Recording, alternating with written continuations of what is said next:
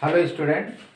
आज इंटरमीडिएट की मैथमेटिक्स का डिटर्मिनेंट चैप्टर है।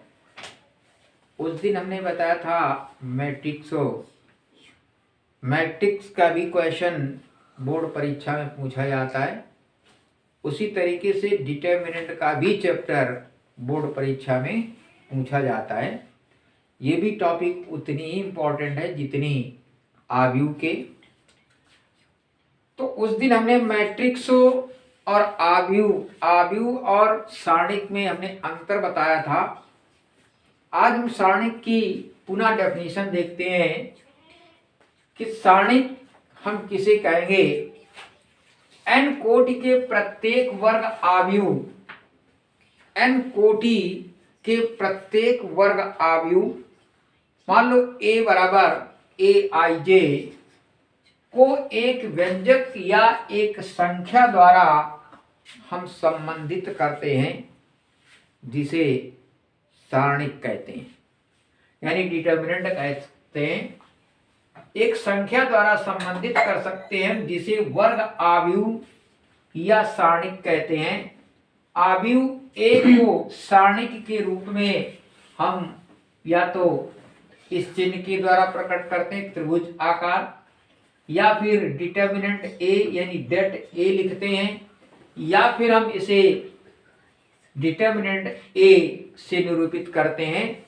यहाँ पर इस डिटर्मिनेंट ए, इसका मॉड ऑफ ए से कोई अर्थ नहीं है, यानी इसको हम मॉड ऑफ ए ना पढ़ करके डिटर्मिनेंट ए पढ़ेंगे, यानी सारणिक ए। अब यहाँ पर जैसे हम आव्यूह जो है हमारा वर्ग नहीं हो सकता है, लेकिन सारणिक हमेशा हमारी वर्ग आव्यूह होती है, यानी जो वर्ग आव्यूह होगी उसी की हम सारणिक बना सकते हैं।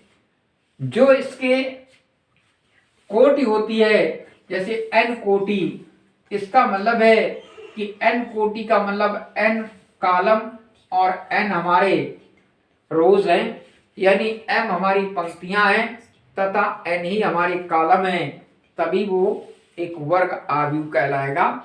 यानी जितनी पंक्तियां होंगी उतने ही कॉलम हैं। अगर हम किसी डिटर्मिनेंट में कुल अवयवों की संख्या पूछें, तो अगर उसकी n कोटि है, n कोटि के लिए अवयवों की संख्या n स्क्वायर होगी। n कोटि का मतलब n हमारी रो और n हमारे कॉलम, तो ये एक वर्ग आव्यूह है। वर्ग आव्यूह को ही हम डिटर्मिनेंट के रूप में कहते हैं। किसी भी डिटर्मिनेंट को हम जब खोलते हैं तो या तो हम रो के सापेक्ष में खोलते हैं या फिर कॉलम के सापेक्ष में, यानी किसी भी रो के सापेक्ष में खोला जा सकता है या फिर हम किसी भी कॉलम के सापेक्ष में खोल सकते हैं। -1 की पावर i प्लस जे और इंटू उस कॉलम को, जिस कॉलम के सापेक्ष यानी जिस अवयव के सापेक्ष हम खोल रहे हैं, वो कॉलम हमारा उसके परपेंडिकुलर जो हमारे अवयव होंगे उनको छोड़ करके शेष चारों अवयव हम लेते हैं। अगर ये 3/3 का है, यानी ith रो और jth कॉलम, ये निर्भर करता है -i की पावर n। जैसे हमने a11, a12, a13, a21, a22, a23, a31, a32, a33, ये हमारा डिटर्मिनेंट है। 3/3 ऑर्डर का डिटर्मिनेंट है, यानी n यहाँ पर जो कोटि है वो मान लो 3 है। इसके सापेक्ष अगर हम खोल रहे हैं तो पहली रो का पहला कॉलम, यानी इसका मान हो जाएगा -1 की पावर 1 + 1, और इसके सापेक्ष जब हम खोलेंगे तो ये कॉलम छूटेगा और ये रो छूट जाएगी। ये जो 4 हमारे होंगे ये इसका सॉल्यूशन होगा, यानी a22 × a33 माइनस फिर A32 इंटू A23। इस प्रकार से ये पहला पद हमारा प्लस का आएगा 1 + 1 यानी -1 का स्क्वायर। तो -1 का स्क्वायर करने पर ये प्लस आ जाएगा। इस प्रकार से अल्टरनेट हमें पद मिलेंगे प्लस माइनस प्लस फिर माइनस प्लस माइनस फिर प्लस माइनस प्लस। तो इस प्रकार से किसी भी, चाहे हम कॉलम के सापेक्ष में खोलें चाहे हम किसी रो के सापेक्ष में खोलें, हम स्वतंत्र रहते हैं कि कॉलम या रो किसी के सापेक्ष उस डिटर्मिनेंट को खोला जा सकता है। अब मान लो जैसे कोई भी डिटर्मिनेंट हमारा एक ऑर्डर का है। एक ऑर्डर का मतलब है कि उस पे एक कॉलम है और एक ही रो है, यानी कुल मिलाकर के उस डिटर्मिनेंट में मान लो ए बराबर हमने लिखा है ए, तो ये इसका एक कॉलम एक रो यानी 1/1 का है। तो इसका मतलब है कि ये इसकी कोटि जो है n=1 यानी ये प्रथम कोटि का डिटर्मिनेंट है। इसी तरीके से अगर कोई डिटर्मिनेंट हमारा b है जिसपे दो रो हैं a1 b1 a2 b2, इसका मतलब है ये n = 2, ये द्वितीय कोटि का हमारा सारणिक है। फिर तृतीय कोटि में आ जाता है c = मान लो ये a1 b1 c1 a2 b2 c2 a3 b3 c3। तो इसमें n=3 है, तो ये तृतीय कोटि का सारणिक हमारा कहलाएगा। तो इस प्रकार से सारणिक की कोटि के आधार पर रो और कॉलम को हम निर्धारित करते हैं। अगर प्रथम कोटि है इसका मतलब एक रो और एक कॉलम, अगर द्वितीय कोटि का सारणिक है तो इसका मतलब 2 रो और 2 कॉलम, और अगर तृतीय कोटि का सारणिक है तो इसका मतलब है 3 रो और 3 कॉलम। इस प्रकार से अगर n कोटि का समीकरण है, n कोटि का सारणिक है, तो इसको हम n रो होंगी और n कॉलम होगा। तो इस प्रकार से किसी भी सारणिक को खोलने के लिए हम चाहे तो फर्स्ट रो के सापेक्ष में खोल दें या फिर फर्स्ट कॉलम के अकॉर्डिंग खोल दें, या हम सेकेंड रो के अकॉर्डिंग खोल दें, या हम सेकेंड कॉलम के अकॉर्डिंग खोल दें। ये हम पर डिपेंड करता है, हम यानी स्वतंत्र हैं। किसी भी रो या किसी कॉलम के सापेक्ष उस डिटर्मिनेंट का सॉल्यूशन जो है निकाला जा सकता है। क्वेश्चन नंबर जैसे फर्स्ट है कि दो डिटर्मिनेंट यहाँ पर दिए हैं और दोनों डिटर्मिनेंट को कह रहा बराबर है। पहला ये 2/2 का डिटर्मिनेंट है। पहले डिटर्मिनेंट में कह रहा है कि 3x(1) और ये 3(2)(4)(1). इसका मतलब इन दोनों डिटर्मिनेंट का जो सॉल्यूशन है वो हमारा बराबर होगा और हमें x का मान ज्ञात करना है। अगर यही क्वेश्चन मैट्रिक्स में होता तो हम करेस्पॉन्डिंग एलिमेंट को बराबर करके सीधे सीधे x का मान निकाल लेते, लेकिन यहाँ पर डिटर्मिनेंट है, इसका मतलब इसका डिटर्मिनेंट निकालें और इसका डिटर्मिनेंट का हल निकालें, उनको दोनों को हम इक्वल करें तो x का मान हमारा जो है निकलेगा। तो इसका जब हम निकालेंगे सॉल्यूशन तो इसका ऐसे मल्टीप्लाई होगा, क्रॉस मल्टीप्लाई, इसका ऐसे क्रॉस मल्टीप्लाई होगा, तो ये हो जाएगा 3 - x × x यानी x² = 3 × 3 - 4 दूनी 8, यानी 3 - x² हो जाएगा -5, इसलिए -x² = -5 + 3 -3 आएगा यहाँ पे, इसलिए -x² = -8, इसलिए x² = 8, इसलिए x = 2√2, यानी x का जो मान होगा वो हमारा 2√2 होगा। तो x के स्थान पर यहाँ पर 2√2 होना चाहिए, तो हमारे दोनों डिटर्मिनेंट आपस में बराबर होंगे। तो जो x की वैल्यू निकालनी है वो हमारी सीधे सीधे आ जाएगी। और यही क्वेश्चन अगर मैट्रिक्स में होता तो x का मान निकालने के लिए ये करेस्पॉन्डिंग एलिमेंट इस करेस्पॉन्डिंग एलिमेंट से हम तुलना कर देते तो सीधे सीधे x का मान हमारा 2 आ जाता। तो यहाँ पर डिटर्मिनेंट और मैट्रिक्स में थोड़ा सा अंतर है। मैट्रिक्स में हम एक वर्गाकार बनाते हैं, जबकि इस पे 2 हम खड़ी लाइनें बनाते हैं डिटर्मिनेंट में।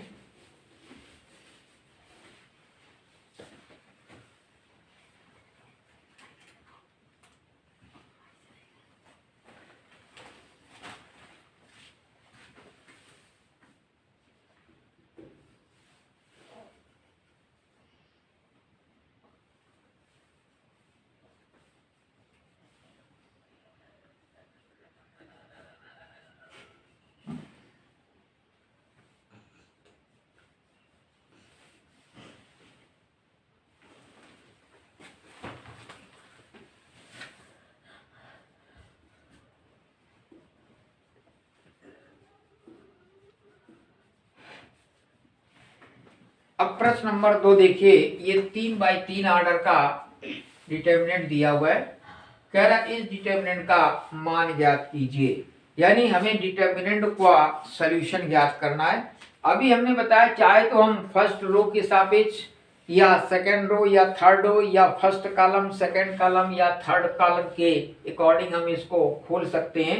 मान लो हमने पहली रो के सापेक्ष ही खोला, तो पहली रो का पहला कॉलम हमारा 1 है, इंटू ये छूटेगा, इसका गुणा, यानी 3 का 0 में किया गुणा 0 आ गया, 1 का 0 में किया 0 आ गया, माइनस इसके सापेक्ष हम खोलेंगे तो ये छूटेगा, यानी -1 का 0 में गुणा किया 0, इसका हमने इसमें गुणा किया तो 0, फिर इसके सापेक्ष में खोलेंगे तो +4, इस बार ये छूटेगा और ये छूटेगा, 1 का इस पे -1 में करेंगे तो -1 और 3 का 4 में करेंगे तो -4 12, ये 0 हो जाएगा, ये भी हमारा 0 आ जाएगा, ये आ जाएगा -12 और 1 13, 13 चौक 52, यानी इसकी वैल्यू आ जाएगी -52।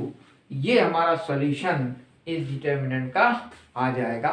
तो ये तो डिटर्मिनेंट का सॉल्यूशन हमारा डायरेक्ट आता है, यानी जब हम डिटर्मिनेंट को डायरेक्ट खोलते हैं। अगर हम इसके सापेक्ष सीधे इसके सापेक्ष खोल लेते तो इसके सापेक्ष हम खोल लेते डायरेक्ट इस कॉलम के सापेक्ष में, ये एलिमेंट होता तो एक ही बार में आंसर हमारा जो है आ गया होता। या हम अब डिटर्मिनेंट को, ये तो जो सिंपल हमारे डिटर्मिनेंट हैं उनको हम इस तरीके से खोल लेते हैं सीधे तौर पर और सोल्यूशन निकाल लेते हैं। अगर हमारे थोड़ा जटिल डिटर्मिनेंट होते तो इस पे एक प्रगुण होता है कि हम रो को रो से घटाते हैं या कॉलम को कॉलम से घटाते हैं, और जितने अधिक से अधिक इसके अवयव 0 मिल जाएं उतने हम प्राप्त कर लेते हैं, और उसके बाद फिर हम डिटर्मिनेंट को इसी तरीके से सॉल्यूशन निकालते हैं, तब हमारा डिटर्मिनेंट का सॉल्यूशन होना आसान हो जाता है। अब अगला प्रश्न है, क्वेश्चन नंबर 3 है। कह रहा है कि ए दिया 101 012 003, ये भी हमारा 3x3 ऑर्डर का डिटर्मिनेंट है, यानी इसकी भी कोटि 3 है। तो दर्शाइए कि मॉड ऑफ 3a बराबर 3 का cube into mod of a। तो ये a दिया हुआ है, तो 3a क्या होगा, पहले हम 3a निकाल लेते हैं। 3a बराबर होगा, इसका मतलब है कि 3 का गुणा इस डिटर्मिनेंट में हमने किया, तो ये जो 3 का गुणा करेंगे हर एक अवयव में हम करते हैं, तो ये हमारा डिटर्मिनेंट आ जाएगा 3 0 3, फिर इसमें किया 3 का गुणा 0 3 3 दूना 6, फिर इस पे हमने किया 0 0 3 चौको 12, ये डिटर्मिनेंट हमारा बन गया 3a। अब हम इसका हल सॉल्यूशन निकालेंगे जिसको हम 3a डिटर्मिनेंट कहेंगे। इसका सॉल्यूशन हम खोल देंगे, फर्स्ट रो के हिसाब से मान हमने खोल दिया तो 3, ये छूटा 12 3 36, माइनस ये 0 हो गया, फिर -0 के सापेक्ष खोला तो ये सारे पर 0 हो जाएंगे, फिर +3 के सापेक्ष हमने खोला, ये छूटा ये 0 हो गया, ये भी 0 हो गया, तो ये 0 आ गया। कुल मिलाकर के ये हमारा 3 इंटू 36 बराबर 3 का 18, 3 का 9, 1 10 यानी 108 आ जाता है। अब हम ए मॉड ऑफ ए निकालेंगे। मॉड ऑफ ए का मतलब ए डिटर्मिनेंट का सॉल्यूशन है, तो इसको हम निकालेंगे। फर्स्ट रो के सापेक्ष हमने खोल दिया, तो 1 इंटू ये छूटा 1 का 4 में किया 4 माइनस 0 और माइनस ये 0 हो जाएगा, और प्लस जब हम 1 के सापेक्ष में खोलेंगे तो ये भी 0 हो जाएगा, यानी ये कुल मिलाकर के हमारा हुआ 4। इधर कह रहा 3 का स्क्वायर, अगर इस पे हम 3 का क्यूब इंटू मॉड ऑफ ए करते हैं तो ये हो जाएगा 3 का क्यूब यानी 27 इंटू 4 बराबर 4 से 28, 4 दुनिया को 10 यानी 108। तो ये चीज हमारी साबित हो जाती है। मॉड ऑफ 3a बराबर 3 का cube into mod of a, यानी जो मान हमारा इधर आया इसका वही मान हमारा इसका भी है। तो जो कह रहा दर्शाइए कि मॉड ऑफ 3a यानी डिटर्मिनेंट 3a का सॉल्यूशन बराबर है 3 का क्यूब इंटू डिटर्मिनेंट a। तो इस प्रकार से ये वैल्यू हमारी दोनों बराबर आ जाती हैं। तो ऐसे प्रश्नों को हम बड़ी आसानी से हल कर सकते हैं डिटर्मिनेंट के तरीके से। सिर्फ हमें डिटर्मिनेंट को खोलना आना चाहिए, चाहे हम फर्स्ट रो के सापेक्ष खोलें, चाहे सेकंड रो के सापेक्ष, चाहे थर्ड रो के। हेलो, तो ये सारणी के प्रगुण कुछ हैं। अब हम सारणी के प्रगुण लगा करके भी सारणी को बड़ी आसानी से हल कर सकते हैं। सारणी का प्रगुण देखिए, नंबर 7 प्रगुण है वैसे तो। नंबर 1 2 3 4 5 6 7 हर एक प्रगुण का अर्थ अलग है।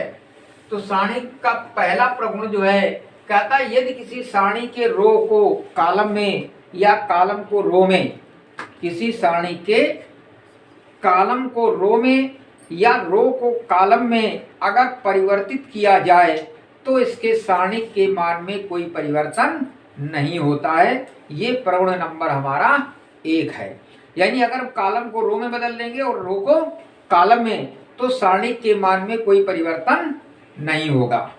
फिर नंबर दूसरा हमारा है कि यदि किसी सारणी के 2 कॉलम, यदि किसी सारणी के 2 कॉलम या 2 रो को आपस में अगर हम परिवर्तित करते हैं तो सारणी का मान ऋणात्मक हो जाता है। यानी परिमाण तो उतना ही होगा लेकिन मान हमारा निगेटिव हो जाएगा, यानी ये सारणी का मान इस सारणी के मान के ऋणात्मक हो जाएगा। तो ये हमारा प्रगुण नंबर 3 कहलाता है। अब नहीं, प्रगुण नंबर 2। फिर प्रगुण नंबर 3 है यदि किसी सारणी के 2 कॉलम या 2 रो यानी 2 पंक्तियां या 2 स्तंभ हमारे समान हो जाएं तो ऐसे डिटर्मिनेंट का मान सदैव 0 के बराबर हो जाता है। यदि किसी ये तीसरा प्रगुण है, यदि किसी डिटर्मिनेंट में 2 रो या 2 कॉलम के मान समान हो, यानी प्रत्येक अवयव के बराबर हो, संगत अवयव के। जैसे एक कॉलम में अगर 1 2 3 है और दूसरे कॉलम में भी 1 2 3 हो जाए तो दोनों कॉलम हमारे बराबर हो गए, तो ऐसे डिटर्मिनेंट का मान 0 के बराबर होता है। ये प्रगुण नंबर 3 कहता है। प्रगुण नंबर 4 कहता है कि अगर किसी हम सारणी के किसी भी रो या किसी कॉलम के प्रत्येक अवयव में एक अदिश राशि k से अगर हम गुणा कर दें तो उस सारणी का मान सीधे सीधे k इंटू सारणी के मान के बराबर हो जाता है। यानी k को हम अलग से गुणा करें सारणी के मान निकाल करके तो उसका मान हमारा बराबर हो जाता है, यानी डेल्टा बराबर k इंटू डेल के बराबर हो जाता है। फिर 5वां प्रगुण है कि अगर किसी सारणी में उसके रो में या उसके कॉलम में एक, जैसे मान लो A में x जुड़ा हुआ है, B में x जुड़ा हुआ है, C में भी x जुड़ा हुआ है और ये हमारे हैं F1 F2 F3, तो इससे हमारे 2 डिटर्मिनेंट बन जाएंगे, यानी A F1 B F2 और F3 एक डिटर्मिनेंट ये हो जाएगा, प्लस एक डिटर्मिनेंट हमारा हो जाएगा X, F1, X, F2 और X, F3। तो इस प्रकार से हम डिटर्मिनेंट को दो भागों में डिवाइड कर सकते हैं। छठा प्रगुण है हमारा कि अगर हम किसी रो या कॉलम में एक स्केलर राशि m से गुणा कर दें तो उस और फिर हम दोनों को जोड़ दें तो वो R1 plus m into R2 के बराबर हो जाएगा, या फिर C1 plus m into C2 के बराबर हो जाता है। सातवां प्रगुण हमारा है कि अगर किसी सारणी के प्रत्येक अवयव का मान 0 है यानी शून्य है तो ऐसे डिटर्मिनेंट का मान भी शून्य के बराबर होता है। तो इसका मतलब है कि प्रगुण नंबर 2, प्रगुण नंबर 3 और प्रगुण नंबर 7, इन दो प्रगुणों में डिटर्मिनेंट का मान हमारा शून्य के बराबर होगा। अगर किसी डिटर्मिनेंट के प्रत्येक अवयव शून्य है तो भी उस डिटर्मिनेंट का मान शून्य होता है, और अगर किसी अवयव के दो रो या दो कॉलम हमारे समान है तो उस डिटर्मिनेंट का भी मान हमारा शून्य के बराबर हो सकता है, होता है। तो इस प्रकार से सारणी के हम सातों प्रगुण के माध्यम से क्वेश्चन को थोड़ा सा आसान बना लेते हैं। अब अगले क्वेश्चन हम नेक्स्ट वीडियो में जो है डालेंगे।